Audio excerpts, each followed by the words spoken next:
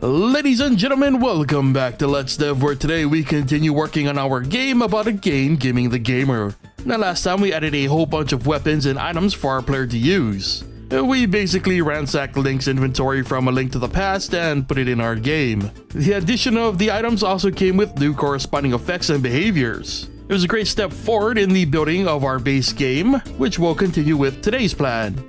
We will be adding more player-specific interactables to our game. These will come in the form of pots, pushable rocks, and swimming fins. And just like previous items, these new additions will come with their own effects and behaviors. Sounds like a plan, so let's get to the coding. First up were the fins, which required a new water tile. Some water was then spawned in the world, and a fin variable was added to the player struct data.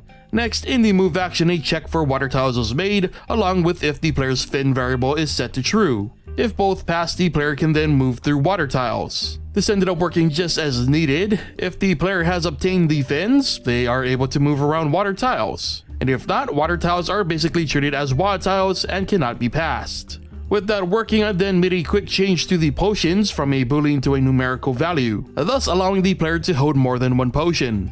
And with that done, it was onto our new objects. First was going to be the pot. The sprite was doodled and the code started to be added. However, since I already found myself in the move action, I decided to focus on the pushable rocks first. So a big old rock was doodled up before heading back to our new world object code. A moving boolean was added, and while moving, much like the player, the world object would move in a specified direction for X amount of time. Once the move timer hits 0, everything is reset, ready to be pushed again. Then in the player move action, moving in the direction of the pushable rock would send the necessary information needed to, well, push the pushable rock. It's similar to how it's done in Pokemon. And finally, quote-unquote collision was added to the rock by simply resetting its state to default if its push destination was a wall. And this almost worked, however, there was a weird snapping to the rock's movement when it came to walls. So instead of trying to figure out the math behind this, another check was added to the player's move action. If the rock's destination would be a wall, then the push code would not run. This fixed the issue, and thus our player was now able to push big rocks around until they reach a wall.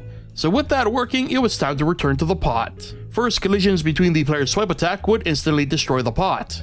Next, a placement check was added to the bomb action. So if a pot or rock exists, the player shouldn't be able to place a bomb in that space. And this ended up taking a lot longer than expected due to forgetting that the player's sprite and object are two different entities, which meant the need for an offset to do the proper position checks. But with that figured out, bomb placement worked with our new world objects.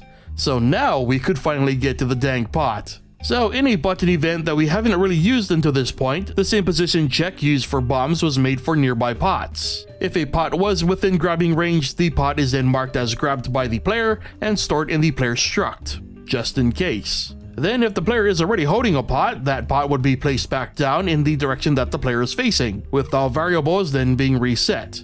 And finally, in the pot code, if grabbed, their position would be locked above the player's head, to simulate the player holding it above their head. Anyway, this ended up working, though the pot placement code ended up snapping like the rock code earlier. And it's here I realized that Link does not set pots down. No, Link is the kind of jerk to chuck a pot across the room for a single solitary rupee. And so we must follow suit. So using the movement system we established for the pushable rock, it was repurposed to be used as the player throwing said pot indiscriminately. The pot would then travel until it hits a wall, to which it would then shatter and cease to exist. And sadly, that's where I had to stop for this session. It doesn't look like much, but the addition of two new world objects solidified something for me. The grid-based action was probably going to work the best moving forward. This allows for the action to be very purposeful. So pushable rocks can be only pushed in one of 4 cardinal directions, pots can only be grabbed and thrown in one of 4 cardinal directions, and there's no need to worry about diagonal nonsense, and collisions are much more simple. It's a simplicity that also extends to the actions themselves. And by simplifying things to tiles and actions to those tiles, it should make the eventual tug of war between player and game much less chaotic. Though you'd never be able to tell with the ticker max like it is in the example here. Balance will be one of the things we eventually get to. But for now, that brings us to the end of today's episode of Let's Dev. So leave a like if you enjoyed the episode, subscribe and turn on notifications if you haven't already, and be sure to leave your thoughts on our progress in the comments. Thank you so much for watching, and I'll see you guys next time.